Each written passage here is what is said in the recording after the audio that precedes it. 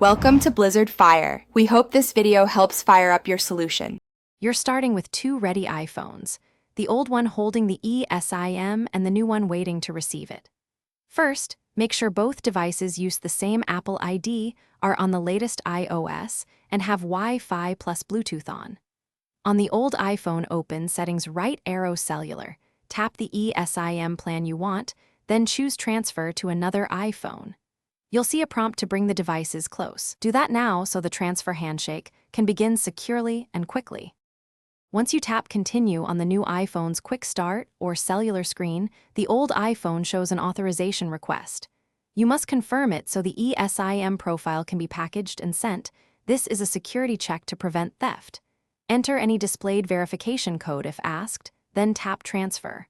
The devices negotiate with the carrier for activation. Keep them unlocked, on, and side by side. Activation can take a few minutes. You'll see progress, and then a confirmation that the plan moved. When the transfer completes, open Settings, right arrow Cellular on the new iPhone and confirm the plan is active and shows signal bars. If you plan to sell or keep the old phone, remove the Esim there to avoid duplicates. If activation seems stuck, restart the new iPhone and recheck.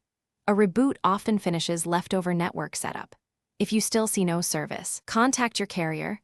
They can remotely activate the profile or provide an Esim QR code for manual setup. Thanks for watching. If you found this helpful, don't forget to like and subscribe.